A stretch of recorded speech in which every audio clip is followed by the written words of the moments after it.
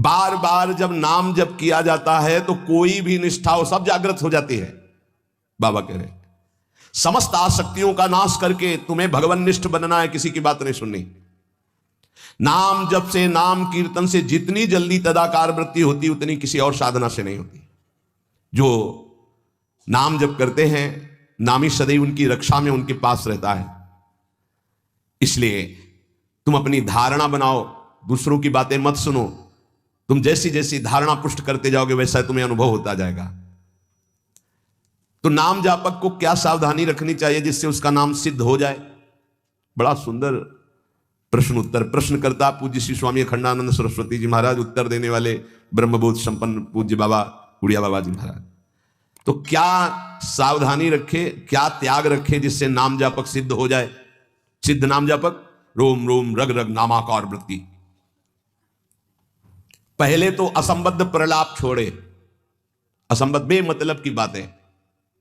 नाम जापक को पहले वाणी को संभालना, क्योंकि इसी से नाम जप होता है। बेमतलब की, ठीक बहुत गंभीर शत भरे मृदु भरे भगवत भाव भरे वचन बोलो, नहीं तो मौन रहो, नाम जप में लगो। असंबद्ध प्रलाप, व्यर्थ प्रलाप, दूसरों की चुगली निंदा की बातें ये जबान में होती रहेंगी तो नाम जप नहीं चलेगा।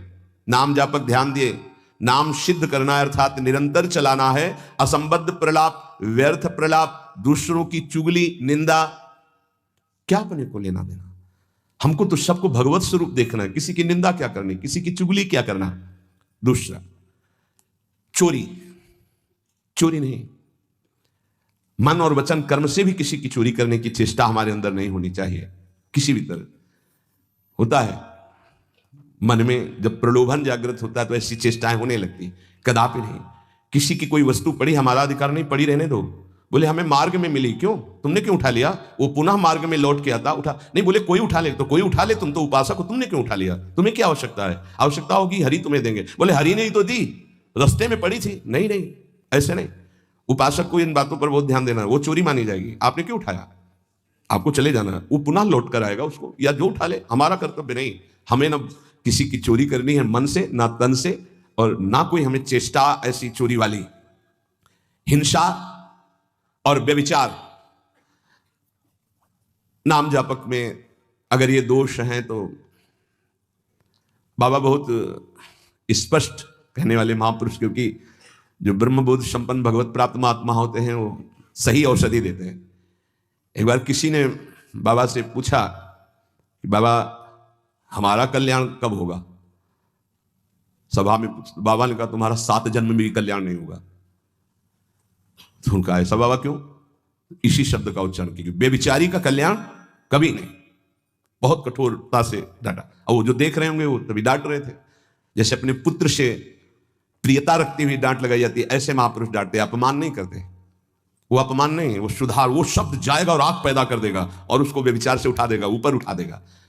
अब आप नाम भी जप कर रहे हो, माला भी चला रहे हो, आप व्यभिचार भी कर रहे हो, नाम जब सिद्ध होगा? माला जब सिद्ध होगा?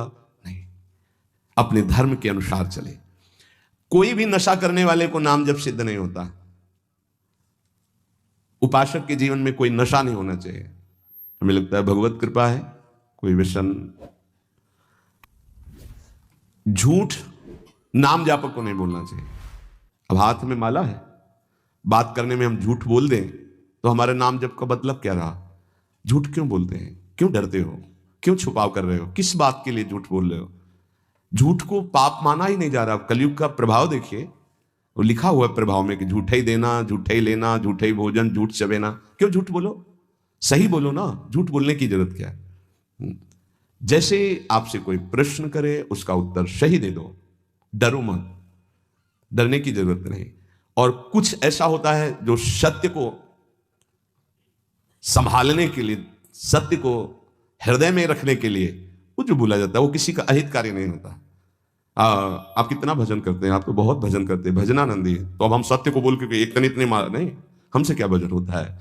गुरु कृपा से जो कुछ होता हो तो होता है। हमें तो नहीं लगता कि हमसे ऐसा कुछ भजन, और वो झूठ नहीं माना। अब उतने सत्यवादी नहीं, कुछ में वो जरा सा छेड़ा हुआ पूरी दिनचर्या अपनी पूरी उनको बता दी कि हाँ ऐसे ऐसे। सत्य को कभी कभी गुप्त रखने के लिए बाहरी बात है, वो किसी का अहित या मंगल के लिए नहीं। हम अपने अभिमान को पुष्ट करने वाली बात नहीं बोलते। अपने साधन भजन को हम गुप्त रखते हैं, लेकिन हम व्यर्थ के व्यवहार में क्यों झूठ बोले? हमारा स्वरूप पूरा का पूरा कुंज कुटीर है। कुंज कुटीर हित, सहचरी हित, इष्टदेव हित, आचार्य हित, सत्य को कहीं कहीं गुप्त रखने के लिए हमारा भजन, हमारा साधन, हमारी गुरु संगोष्ठी, हमारी प्रेम संगोष्ठी, इनके विषय में सत्यवादी न बने। कभी कभी सत्य को, एक गाय भागती जा रही तो कुछ मारने वाले पीछे पकड़े थे, एक सत्यवादी, तुमने गाय को देखा? उन्होंने कहा हाँ इधर गई, उसको उन्होंने, तो जब शरीर उनका पूरा हुआ तो उनको नर्क मिला इस सत्य बोलने के कारण। उस समय रक्षा है, साधन की रक्षा, धर्म की रक्षा, सत्य की रक्षा, प्राण की रक्षा किसी की, वो ऐसे सहज वर्ताव में झूठ, फिर नाम जप कैसे? असंबद्धा प्रलाप, व्यर्थ प्रलाप, चुगली, निंदा, हिंसा, व्यभिचार, नशा, झूठ और गाली।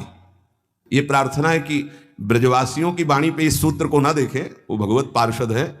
यहां के पानी का प्रभाव है ऐसा, जैसी पियो पानी वैसे बने वाणी, तो इनका हृदय बड़ा कोमल है।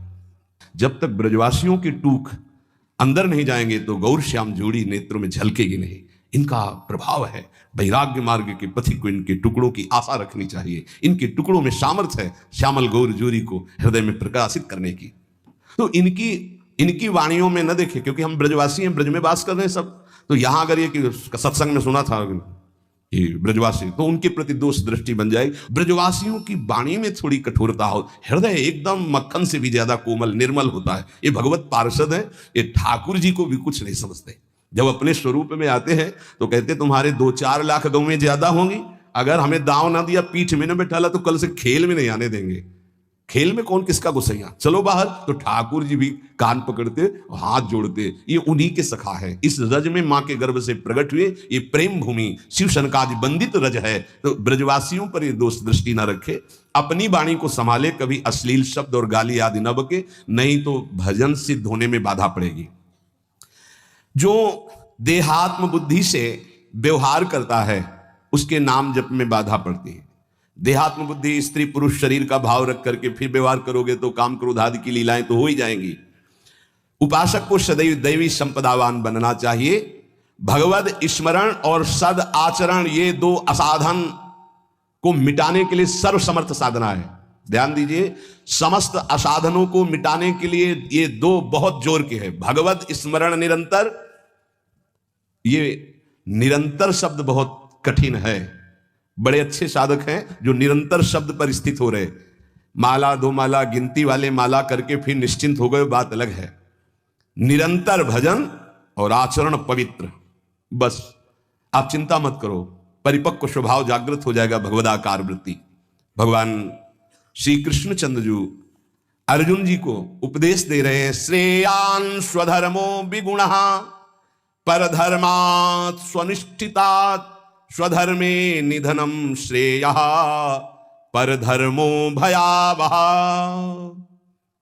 अच्छी तरह आचरण में लाए हुए दूसरे के धर्म से गुणों की कमी वाला अपना धर्म श्रेष्ठ है। अपने धर्म में तो मरना भी कल्याणकारक है, दूसरे का धर्म भय देने वाला है। व्याख्या, श्रेयान स्वधर्मो विगुणः परधर्मात् स्वनुष्ठितात्। बाहर से दूसरे का धर्म बड़ा गुण संपन्न दिखाई दे रहा है, उसके पालन में बड़ी सुगमता है, तुम्हारे मन को आकर्षित कर रहा है।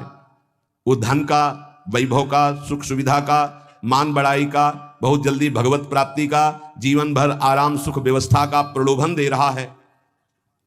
तुम अपने धर्म से विचलित होकर उसको स्वीकार कर लेते हैं तो तुम्हें भयावह, भय के सिवा और कुछ नहीं मिलने वाला। यह ध्यान देना है। किसी भी तरह के प्रलोभन से अपने साधन पथ का, अपने धर्म का, अपने मार्ग का त्याग नहीं किया जाता। इसके विपरीत अपने धर्म में बाहर से देखने में ज्यादा गुण नहीं दिखाई देते, धर्म के पालन में बड़ी कठिनता हो रही है, पालन करने में मन नहीं लग रहा, धन वैभव सुख सुविधा मान बढ़ाई है, कुछ नहीं मिल रहा, पूरा जीवन कष्टमय है, तो भी हम अपने धर्म का पालन करेंगे, छोड़ेंगे नहीं, तो परम कल्याण निश्चित। 2 बातें बताई, आप अपने धर्म से चल रहे हैं, जो भी आपको गुरु परंपरा से धर्म मिला, इसलिए हम गुरु परंपरा, क्योंकि हम भागवत धर्म को ही प्रधान मानते हैं। शरीर धर्म इसको तो भगवान ही कहते हैं, सर्वधर्मान परित्यज्य मामेकम शरणम व्रज। पर धर्म क्या है? शरीर धर्म। स्वधर्म क्या है? भगवत प्राप्ति कर लेना, स्वरूप में स्थित हो जाना। ये स्व नहीं है, स्वधर्म ये स्व नहीं, ये पर है। पर धर्मो भयावह, इसीलिए तो तुम्हें भय प्राप्त हो रहा है, इसीलिए मृत्यु प्राप्त हो रही। अविनाशी को भय, अविनाशी को मृत्यु, ये पर धर्म है। बाहरी व्याख्या करें तो वर्णाश्रम धर्म को प्रधानता करके, लेकिन उस धर्म का भी फल है कि इसी का त्याग हो जाए और स्वामी स्थित हो जाए। अगर उसी में फंसा रहा तो नहीं। हमारा धर्म पालन करने के समय हमें जीवन में कष्ट मिल रहा है, निंदा भी हो रही है, सुख वैभव भी नहीं है, बड़ा परेशानी है, और हम अपने धर्म का पालन कर रहे हैं तो परम कल्याण।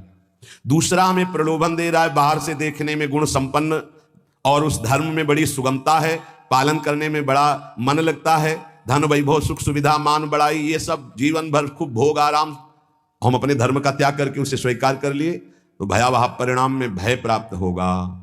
कई ऐसे प्रलोभनों में धर्म परिवर्तन कर लेते हैं, कई ऐसे प्रलोभनों में अपने साधन का परिवर्तन कर लेते हैं, नहीं, परिणाम में भयावह। भगवान कह रहे परिणाम मंगल में नहीं होगा। अपने धर्म के पालन में कठिनता हो, मन भी ना लगे, धन वैभव सुख सुविधा मान बड़ाई भी ना मिले, जीवन भर कष्ट सहना पड़े, तो भी हम अपने धर्म का त्याग नहीं करेंगे, तो उसका परिणाम होगा परम मंगल, परम सुख। मनुष्य के लिए धर्म का पालन करना ही परम कर्तव्य है। जैसे अर्जुन जी भगवान से कह रहे हैं कि मैं युद्ध नहीं करूंगा, भिक्षा का अन्न पा करके जीवन गुजारा करूंगा। तो अर्जुन जी की छात्र धर्म वृत्ति है और इस समय धर्मयुक्त युद्ध आया है, अब भिक्षा मांगना ये ठीक है, ये पर धर्म हो गया। इस समय स्वधर्म युद्ध है, स्वधर्म का त्याग करके पर धर्म स्वीकार करोगे तो हाथ कुछ नहीं लगेगा, भय। भगवान समझा रहे धर्म या कर्तव्य उसे कहते हैं जो सत्य की तरफ ले जाता है, और सत्य चढ़ाई है। अभी जैसे साधक को वाम मार्ग का प्रलोभन हो तो बड़ा अच्छा लगेगा। कुछ ऐसे वाम मार्ग है वैदिक सिद्धांत के विरुद्ध, जिनमें मदिरा पान करना, व्यभिचार करना, ये सब वाम मार्गी। जैसे जब महाप्रभु चैतन्य देव तीर्थ यात्रा में विचरण किए थे तो वाम मार्गियों ने ही कृष्णदास जी को आकर्षण किया। मन को लगता है कि यहां तो कुछ रोकना ही नहीं है, ये नहीं करना, ये नहीं करना, ये नहीं करना, हर कदम पे कठिनता है मार्ग पालन में, तो क्या होगा? पतन, नरक की प्राप्ति, और ये परम पद, परम सुख की प्राप्ति। अपने कर्तव्य का पालन, अपने धर्म का पालन करने में उपासक को सुख आराम धन संपत्ति मान बड़ाई आदर सत्कार यदि धर्म पालन करने में ही मिलते तो धर्मात्माओं की आज बहुत टोलियां देखने में आती कि ये सब धर्मात्मा चल रहे हैं। स्वधर्म का पालन करने वाला न सुख को देखता है, न मान बड़ाई को देखता है, न धन संपत्ति को देखता है, स्वधर्म को देखता है। शास्त्र आज्ञा धर्म पालन के लिए प्रमाण होती है कि तुम्हारा धर्म क्या, उसके लिए शास्त्र आज्ञा क्या, उसका पालन करना है। सुख सुविधा मान बड़ाई धन संपत्ति ये धर्म पालन करने वाले नहीं देखते कि इस धर्म के पालन करने में तो ऐसा ऐसा बड़ी कठिनता है, कोई सुख नहीं मिला, अब हम ये स्वीकार करते हैं और उसमें रुपया पैसा मिल रहा है, सुख सुविधाएं, मनमानी भोग आचरण। भगवान सावधान कर रहे हैं। स्वधर्म पालन कर्तव्य पालन में भारी से भारी कष्ट उठाया जाता है, तब उसकी आध्यात्मिक उन्नति भागवतिक उन्नति होती है। जो धर्म पालन करता है उसे कष्ट नहीं अनुभव में आता, उसका भारी तप बन जाता है, और तपस्वी पुरुष की आध्यात्मिक और लौकिक दोनों उन्नति बहुत जोर की होती है। कर्तव्य अपने धर्म के पालन के लिए किया जाता है, इसलिए उसको दुख नहीं होता कि हम आपके लिए जो बर्ताव कर रहे हैं अपने धर्म का पालन करने, अब आप जो बोले जैसा व्यवहार हमें उससे लेना देना नहीं, हमें अपने कर्तव्य का पालन करना है। श्री भगवान कह रहे हैं वास्तविक स्वधर्म किसे कहते हैं? तुम मेरे अंश हो, परमात्मा के अंश हो, इसलिए तुम्हारा स्वधर्म है स्वरूप में स्थित होना, देह में स्थित होना नहीं। वही जहां से प्रारंभ किया। यदि ये मानव देह प्राप्त करके भगवत प्राप्ति नहीं कर पाए तो क्या स्वधर्म? इसीलिए गोस्वामी जी कहते सो सब धर्म करम जरि जाऊ जहाना राम पद पंकज भाऊ। वो सब धर्म कर्म में आग लग जाए जिसमें श्री भगवान के चरणों में प्रेम ना प्रकट हो पाए, क्या फायदा उस धर्म कर्म से? अपने को शरीर मान करके जो धर्म किया जाता है, सही माने में उस धर्म का फल है कि स्वरूप में आ जाओ। अगर नहीं आए तो शरीर धर्म का कोई ही नाशवान शरीर में नहीं हूं। हां, इसका पालन करने का फल है कि इससे वैराग्य हो जाए। शरीर के धर्म का पालन करने का, भले कि शरीर से वैराग्य हो जाए तभी सच्चा फल मिला।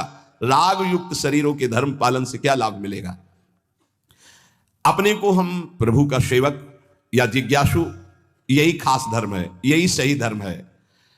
स्थूल शरीर का धर्म या मन बुद्धि का धर्म, यही तो हम मानते चले आ रहे हैं, इसी में तो हमारी दुर्गति हो रही। हमारा मन जो कहता है वही हम करते हैं, हमारी बुद्धि जो कहती है, ये धर्म नहीं। जो शास्त्र कहता है, जो गुरुजन कहते हैं, उसे समझो। परमात्म प्राप्ति चाह करना, यही सबसे बड़ा धर्म है। मुझे इस जन्म में भगवत प्राप्ति हो जाए। परमात्म प्राप्ति के मार्ग में चलने वाले साधक के मन में धन, मान, बड़ाई, आदर, आराम, प्रशंसा की बिल्कुल इच्छा नहीं होना चाहिए। धन मान आदि के मिलने पर हर्षित नहीं होना, उनके नष्ट होने पर शोकित नहीं होना। भगवत इच्छावश प्रारब्ध वशात चाहे जितनी संपत्ति बढ़ जाए, अभिमान, हर्ष नहीं होना। भगवत इच्छा प्रारब्ध वशात, दो शब्द है, भगवत इच्छा भक्त, प्रारब्ध वशात ज्ञानी। चाहे सब नष्ट हो जाए, कोई शोक नहीं। हमारा धर्म पालन, भगवत मार्ग इनके अधीन नहीं कि चार लोग बड़ाई किए तो हमारा भजन ठीक हुआ, चार निंदा करने लगे तो हमारा भजन कमजोर, और रुपया पैसा वैभव नहीं है तो बोले इनका भजन का प्रकाश क्या है। ये बाहरी संसारी व्यक्ति दर्शन करेंगे, उपासक बिल्कुल इस बात पर ना जाए। ये भगवत इच्छा प्रारब्ध के अनुसार आए या जाए, इससे कोई हर्ष और शोक नहीं होना चाहिए। इसलिए कर्तव्य रूप से प्राप्त लौकिक कार्य भी सुचारू रूप से करते हुए आध्यात्मिक वृत्ति बनाए रखे, क्योंकि स्वधर्म आध्यात्मिक वृत्ति है। परमात्मा प्राप्ति का उद्देश्य यदि नहीं है तो सब कर्म व्यर्थ हैं, फंसाने वाले हैं। जो परमात्मा प्राप्ति के उद्देश्य से कर्म किए जाते हैं उसी से परमात्मा प्राप्ति होती है, इसलिए वही स्वधर्म है। परमात्मा प्राप्ति करना ही हमारा स्वधर्म है। अगर धन प्राप्ति का ध्येय जैसे व्यापारी के हृदय में उत्पन्न होता है तो आराम विश्राम की चिंता ना करके वो धन के प्रति अधिक से अधिक व्यापार बढ़ाता है, अधिक से अधिक समय व्यापार में लगाता है। ऐसे ही उपासक को भगवत प्राप्ति का जब लक्ष्य बना लिया तो अधिक से अधिक समय भजन में, अधिक से अधिक आप नाम जप, अधिक से अधिक कष्ट सहें, जो काम, क्रोध, लोभ, मोह, मद, मत्सर, सर्दी, गर्मी, इन सब के कष्ट सह करके जैसे व्यापारी अपने धन को बढ़ाता है, ऐसे भगवत प्राप्ति के मार्ग वाला भजन को बढ़ाता है।